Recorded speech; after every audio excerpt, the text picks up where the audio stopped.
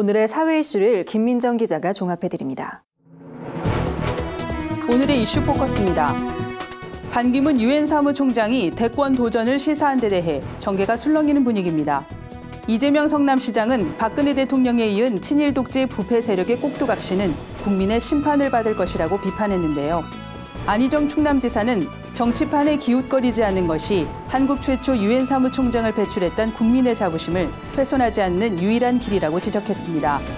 더불어민주당 문재인 전 대표는 최근 반 총장이 포용적 리더십을 강조한 것을 두고 포용적 리더십과 정반대였던 박 대통령의 리더십을 칭송하지 않았느냐고 반문했습니다.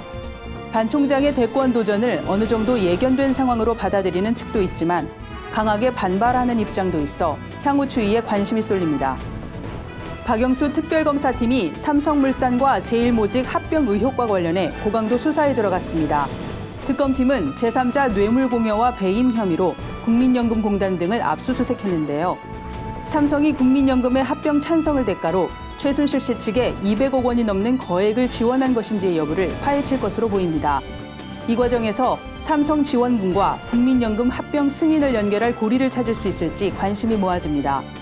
일각에선 특검팀이 뇌물공여 혐의로 삼성을 압박한 뒤 최순실 씨와 박 대통령 쪽으로 타깃을 옮길 것이란 관측도 나오고 있습니다. 수도권 지역의 중학교들을 중심으로 국정역사교과서 신청 취소가 잇따르고 있습니다. 경기도 교육청에 따르면 도내 623개 중학교 가운데 24곳이 국정역사교과서를 신청했으나 이 중 22개 학교가 취소했습니다. 경기도 교육청은 도내 중학교의 90%가 역사 수업을 2학년에 진행하기 때문에 신청 학교 수가 적은 데다가 국정교과서 찬반 논란의 영향도 작용한 것으로 보인다고 밝혔습니다. 서울 시내 중학교 19곳 중 9곳, 인천 2곳, 충북 3곳, 전북 4곳도 주문을 취소한 것으로 전해졌습니다. 반면 고등학교의 경우 신청을 취소한 사례는 아직 파악되지 않고 있는데요.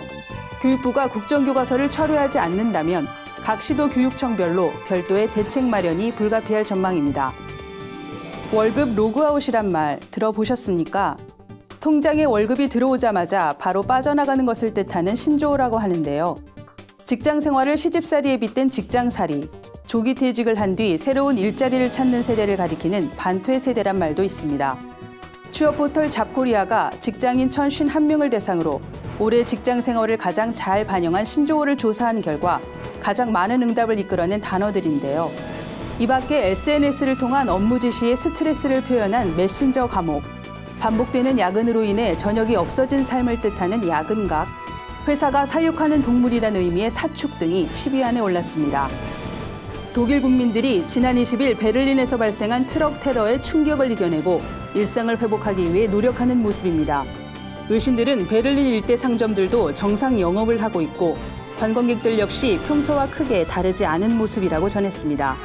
베를린시는 브란덴부르크 문 앞에서 대형 불꽃놀이 쇼와 함께 펼쳐지는 신년맞이 이벤트를 계획대로 준비하고 있는 것으로 알려졌는데요.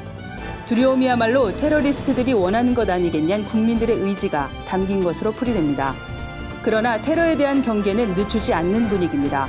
독일 정부는 전국 곳곳에 있는 크리스마스 시장 주변에 방어벽을 설치하는 등 순찰을 강화하고 있는 것으로 전해졌습니다.